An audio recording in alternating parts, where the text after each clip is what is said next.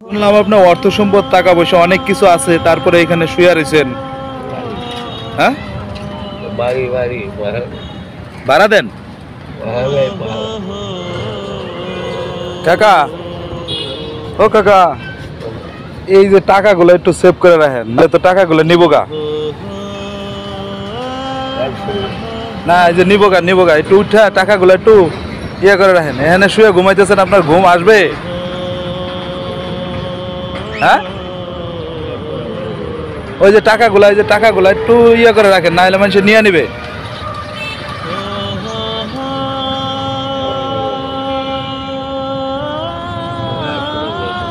100 টাকা আছে?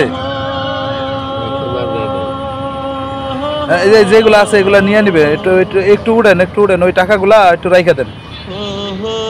হ্যাঁ, একটা অবিশ্বাস্য ঘটনা দেখেন, কারো কোটি কোটি টাকা, মানে এসি রুম, আলিশিয়ান বাড়ি, সেখানে হয়তো সে ঘুম যায় না, কিন্তু এই ব্যক্তিটা প্রতিদিনের ক্লান্তির শেষে ঘুমাচ্ছে মনের আনন্দে।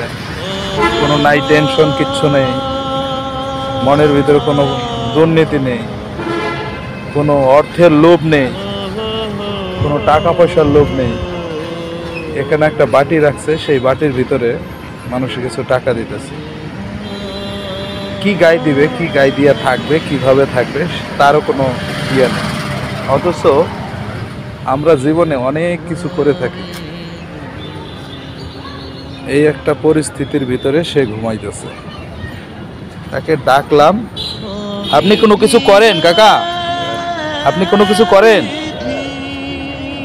তো ওই যে টাকাগুলো একটু সেভ করে রাখেন না বাবা, মানুষ তো নিয়ে নিবে। কারণ যারা নিবে, কারা নিবে জানেন? এই যে ওই যে ইয়া লোকগুলো আছে না, ওই যে গাঞ্জাখোর মাঞ্জাখোর লোকগুলো আছে, যারা ইয়াবা টিয়াবা খায়, এরাই আপনার এই টাকাগুলো নিয়ে নিবে।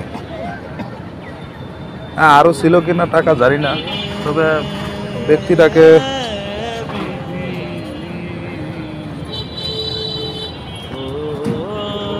দেখেও তো মায়া লাগতেছে।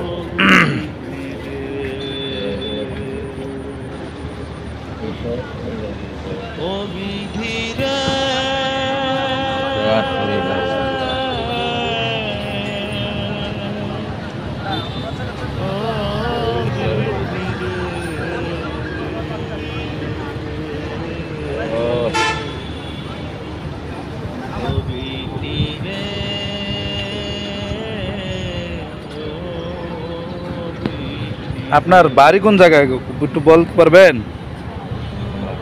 হ্যাঁ, গোরাট।